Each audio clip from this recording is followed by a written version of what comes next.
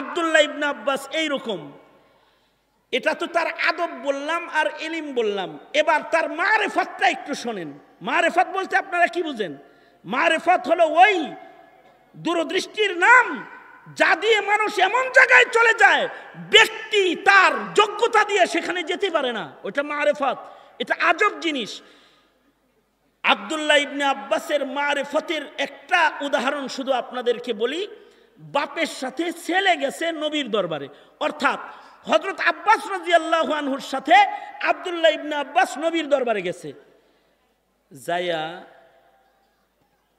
আব্দুল্লাহ ইবনে আব্বাস হযরত আব্বাসকে বলতেছেন, আব্বা, নবীর পাশে ওইটা কে বসে রইছে?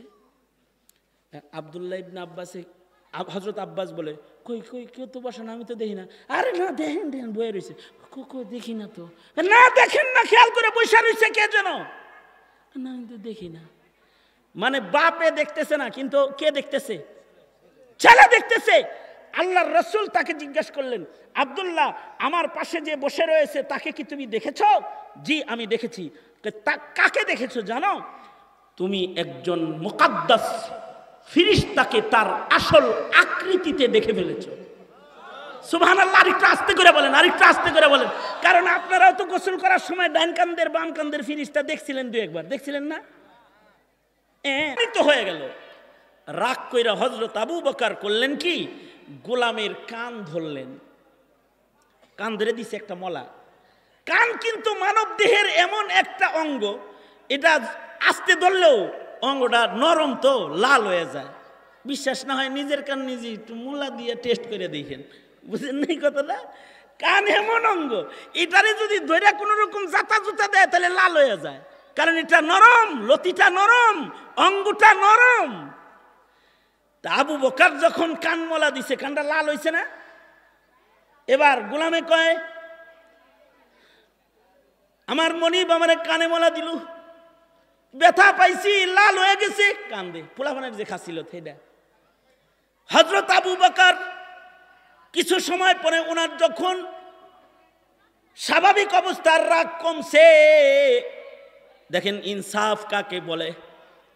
হযরত আবু বকরের মতো মানুষ, হযরত আবু বকরের পরিচয় হলো তিনি সিদ্দিকে আকবর।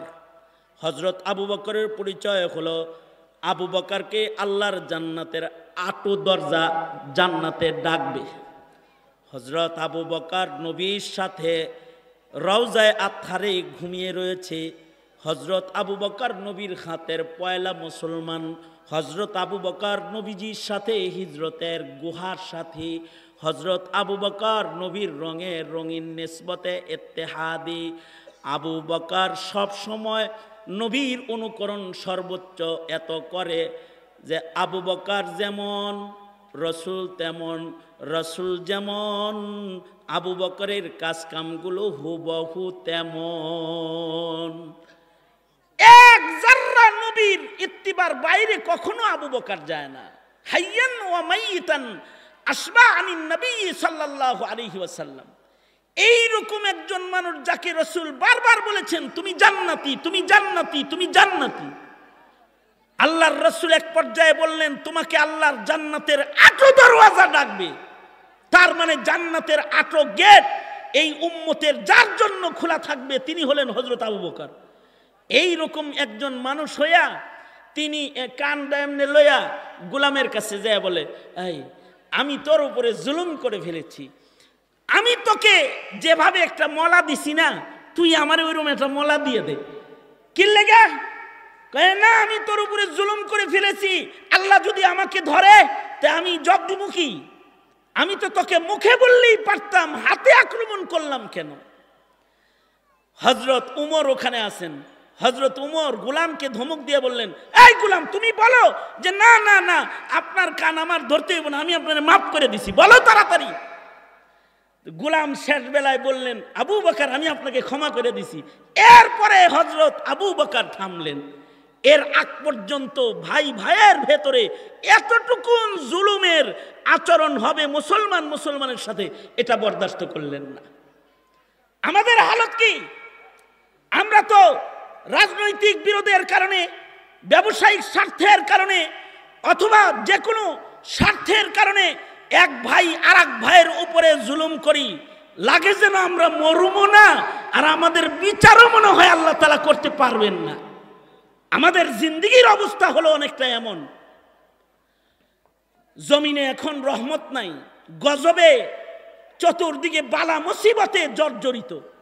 কারণ কি? একটা বড় কারণ হলো আমাদের ভিতরে ইনসাফ নাই।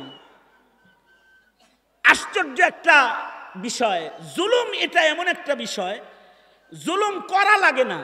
কেউ যদি জুলুমের নিয়ত করে যে হে জুলুম করব মুখের উপরে, এরকম নিয়ত যদি খালি করে, সাথে সাথে আল্লাহ তাআলা রহমত বন্ধ করে দেয়।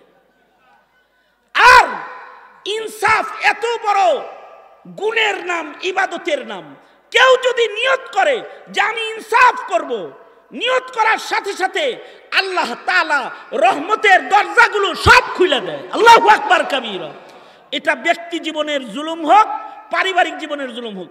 অনেক বাপেরা নিয়ত করে যে মেয়ে গড়ে কিছু দিতাছি না, সব পোলা করে দিব। এটা একটা জুলুম। নিয়ত করার সাথে সাথে রহমত বন্ধ হয়ে যায়।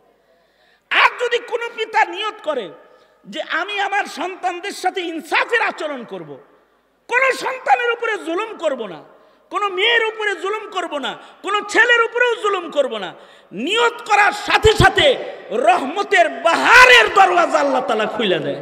সুবহানাল্লাহি ওয়া বিহামদিহি। এর একটি দৃষ্টান্ত শুআবুল ঈমানে ইমাম বাইহাকী রাহমাতুল্লাহি আলাইহি আব্দুল্লাহ ইবনে আব্বাসের রিওয়ায়াতে এনেছেন চমৎকার একটা কথা। এই কথাটা বইলা আমি আমার আলোচনা গুটায় আনব।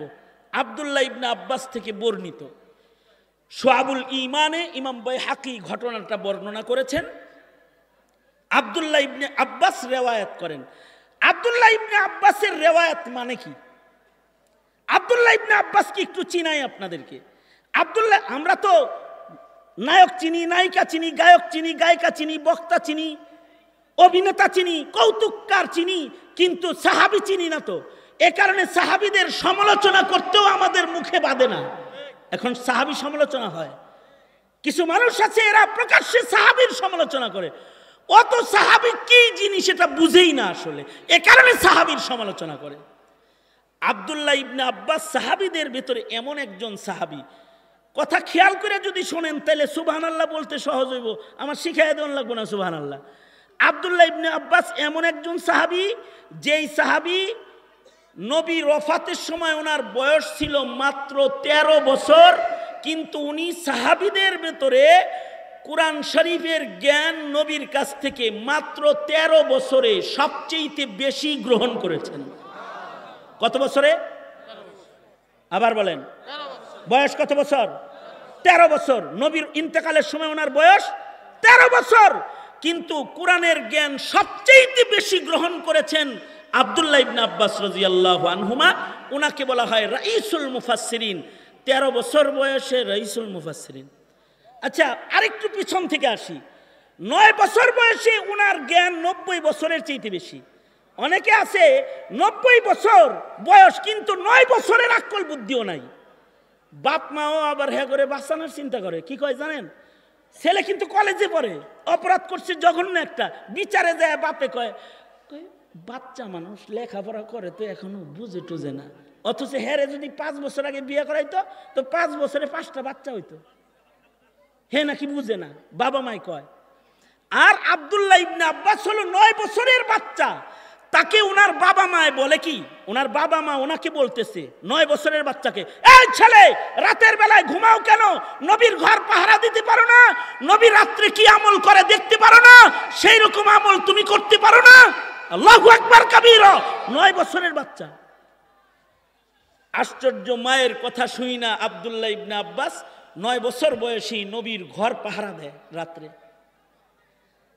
আল্লাহর রাসূল যখন ইস্তিনজায় যায়, হযরত আব্দুল্লাহ ইবনে আব্বাস নবীর জন্য ওযুর পানি রেডি কইরা পাশে কোনায় দাঁড়ায় থাকে। আল্লাহর রাসূল একদিন বলে, এত সুন্দর ওযুর পানি শেষ রাতে আমার জন্য কে রাখলো রে? আব্দুল্লাহ ইবনে আব্বাস বলে, আমি রেখেছি। নবী খুশি হয়ে গেছে। নবীজি তাকে বুকে লইয়া দোয়া করেছে, আল্লাহুম্মা ফাক্কিহু ফিদ্দীন ওয়া আল্লিমহুল কিতাব ওয়াল হিকমাহ। এক দোয়ার বরকতে নবীর বুকের ইলিম কপি হয়ে ওনার বুকে ঢুকে গেছে। আল্লাহর রসুল ওযু শেষ করে আল্লাহর রসুল নামাজে দাঁড়াইছে। দেখেন আকল কাকে বলে।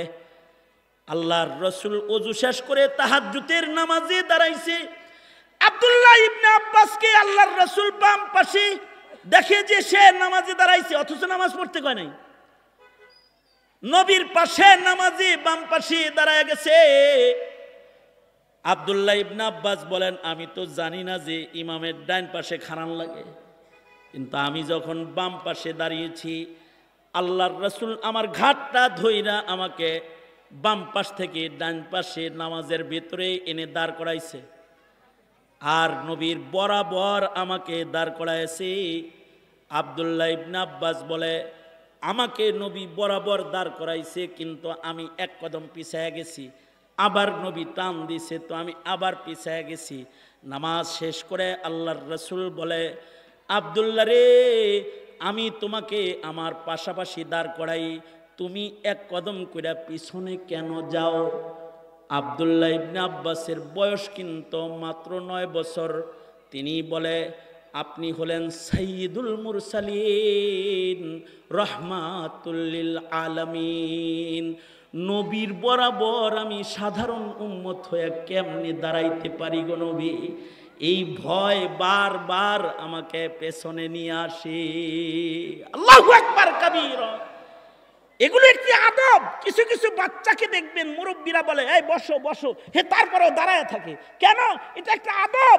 তার দিল থেকে আদব বের হয় যে আমি মুরব্বীর সামনে দাঁড়াই বসতে পারি না, বসতে পারি না আমি। এই আদবগুলো হৃদয়ের ভেতর থেকে আসতে হয়। আব্দুল্লাহ ইবনে আব্বাস এইরকম। এটা তো তার আদব বললাম আর ইলম বললাম। এবার তার মারেফাতটা একটু শোনেন। মারেফাত বলতে আপনারা কি বুঝেন? মারেফাত হলো ওই দূরদৃষ্টির নাম যা দিয়ে মানুষ এমন জায়গায় চলে যায় ব্যক্তি তার যোগ্যতা দিয়ে সেখানে যেতে পারে না। ওটা মারেফাত। এটা আজব জিনিস। আব্দুল্লাহ ইবনে আব্বাসের মারেফতের একটা উদাহরণ শুধু আপনাদেরকে বলি। বাপের সাথে ছেলে গেছে নবীর দরবারে, অর্থাৎ হযরত আব্বাস রাদিয়াল্লাহু আনহুর সাথে আব্দুল্লাহ ইবনে আব্বাস নবীর দরবারে গেছে। যায়া আব্দুল্লাহ ইবনে আব্বাস হযরত আব্বাসকে বলতেছেন, আব্বা, নবীর পাশে ওইটা কে বসে রইছে? আব্দুল্লাহ ইবনে আব্বাসে হযরত আব্বাস বলে, কই কই কেউ তো বসে না, আমি তো দেখি না। আরে না, দেখেন দেখেন বয়ে রয়েছে। দেখি না তো। না দেখেন না, খেয়াল করে বসে রয়েছে কে যেন। না আমি তো দেখি না। মানে বাপে দেখতেছে না, কিন্তু কে দেখতেছে? ছেলে দেখতেছে। আল্লাহর রাসূল তাকে জিজ্ঞাসা করলেন, আব্দুল্লাহ, আমার পাশে যে বসে রয়েছে তাকে কি তুমি দেখেছো? জি আমি দেখেছি। কাকে দেখেছো জানো? তুমি একজন মুকাদ্দাস ফেরেশতাকে তার আসল আকৃতিতে দেখে ফেলেছো। সুবহানাল্লাহ। আরেকটু আস্তে করে বলেন, আরেকটু আস্তে করে বলেন, কারণ আপনারাও তো গোসল করার সময় ডান কান্দের বাম কান্দের ফেরেশতা দেখছিলেন, 2-1 বার দেখছিলেন না? স্যার হয়েছেন কে? দেখছিলেন নাকি? ভালো করে কইতে পারো না যুবকরা? দেখছো জীবনে কোনোদিন? আমি তো দেখি নাই। যেমন এতদিন গোসল করি কোনোদিন দেখলাম না যে ডান কাঁধে, অথবা আমার বাবা অথবা দাদা যারা এখানে 90 বছর বয়সের লোক আছে তাদের ডান কাঁধে বাম কাঁধে ফেরেশতা নাই? আছে তো। কেউ যদি কয় নাই তাইলে তার ঈমান নাই। কারণ ফেরেশতার উপরে যার ঈমান নাই তার ঈমান নাই। ফেরেশতার উপরে যার বিশ্বাস নাই তার কি নাই? জোরে বলেন, আরো জোরে করে বলেন। এটা একটা শিখার জিনিস। ফেরেশতা যে বিশ্বাস করে না তার কি নাই? ঈমান নাই তার। কারণ ফেরেশতা আছে বলতেছে কে? কিরামান কাতিবিন ইয়ালামুনা মা তাফআলুন, কোরআনের আয়াত। ডান কাঁধে বাম কাঁধে আছে ফেরেশতা, কিন্তু আমরা দেখি না। আমরা যেহেতু দেখি না, এটা কি আমাদের দুর্বলতা? না, আমাদের দুর্বলতা না। আসলে আল্লাহ আমাদের এমনই বানাইছে যে আমরা ফেরেশতা কোনোদিন দেখতে পারবো না। দেখতে পারবো না, কারণ ফেরেশতারা অদৃশ্যে চলে।